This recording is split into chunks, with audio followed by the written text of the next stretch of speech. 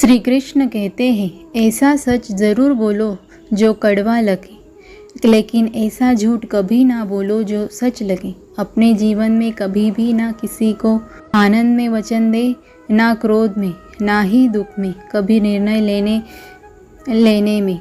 गीता में लिखा है, कोई आपको अच्छा लगता है तो अच्छा वो नहीं, अच्छे आप है, क्योंकि उसमें सच्चाई देखने वाली नज़र आपके पास है। अपनी पीड़ा के लिए संसार को दोष मत दो, अपने मन को समझो। तुम्हारे मन का परिवर्तन ही तुम्हारे दुखों का अंत है। सोच और नीयत अच्छी रखिए, फिर आपके कष्ट प्रभु स्वयं दूर कर देंगे। लोग अपने शरीर को सुंदर बनाने में लगे हैं, पर आत्मा की सुंदरता शरीर की सुंदरता से कहीं ज़्यादा महत्वपूर्ण है। शरीर तो नश्वर है, मिट्टी ही तो है और मिट्टी में ही मिल जाता है, पर आत्मा अमर है। इसलिए आत्मा की सुंदरता पर ध्यान दो। बहुत विनम्रता चाहिए रिश्तों को निभाने के लिए। छल कपट से तो सिर्फ महाभारत रची जाती है। इंसान की सोच ही उसकी सबसे बड़ी पहचान है, वरना दुनिया में एक नाम के कई इंसान हैं। उसे इंसान की मंजिल से भटकता है। जिसकी संगत में नकारात्मक लोग रहते हैं, समय एक सा नहीं रहता है। आज दुख है तो कल सुख भी आएगा, और सुख के बाद दुख भी आना स्वाभाविक है। आपको पूरे धैर्य और श्री कृष्ण पर विश्वास के साथ अपना जीवन निर्वाह करना चाहिए। यह 5 चीज़ अभी से छोड़ दीजिए। दूसरों को खुश करना, दूसरों से उम्मीद करना, अपने भूतकाल में ज़िंदगी जीना, अपने आप को किसी से कम और ज़्यादा सोचना, तभी आप सबसे बेहतर ज़िंदगी जी पाएंगे।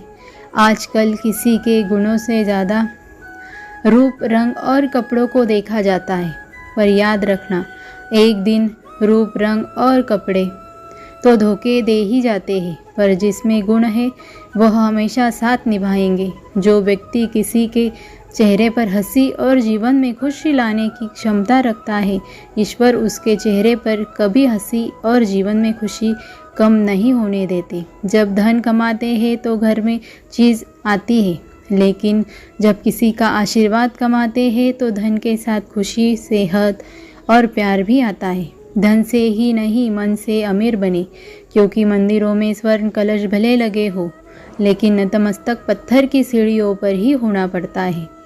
भरोसा जीता जाता है, मांगा नहीं जाता। ये वो दौलत है जिसे पाया जाता है, कमाया नहीं जाता। अगर कोई मनुष्य हमारे साथ बड़ा कर रहा है तो करने दो, यह उसका कर्म है और समय उसके कर्म का फल उसे ज़रूर देगा। लेकिन हमें कभी किसी के साथ बुरा नहीं करना चाहिए, क्योंकि यही हमारा धर्म है। अगर आपकी समस्या एक जहाज़ की तरह बड़ी है तो भूले नहीं कि प्रभु की कृपा सागर जितनी विशाल है। अहंकार में धन, वैभव और वंश तीनों चले जाएंगे। विश्वास ना हो तो रावण, कौरव और कंस को देख लो। भोजन की कीमत भूख के समय होती है और भगवान की कीमत दुख के समय होती है। इसलिए अंधकार में छाया, बुढ़ापे में काया और अंतकाल में माया किसी का साथ नहीं देती। श्री कृष्ण कहते हैं, क्षमा न मांगने से मन के अंदर अहंकार जगता है और अहंकार तो हमारी हानि करता है। कोई अपराध करे तो आपसे क्षमा भी ना मांगे तो उसे क्षमा मत करिए, क्योंकि क्षमा अत्यंत अनमोल है और बिना मांगे किसी को क्षमा देना गलत बात है। कोई आपके साथ अपराध करे, अनुचित करे और बाद में क्षमा मांगे तो उसे क्षमा कर दीजिए। इससे आपके भीतर की करुणा जागेगी, प्रेम जागेगा। बुरा लगे तो क्षमा अवश्य मांगना। सामने वाले व्यक्ति आपको क्षमा करे या ना करे, आपके अंदर का अहंकार गिरता है और आपका मन अधिक निर्मल हो जाता है।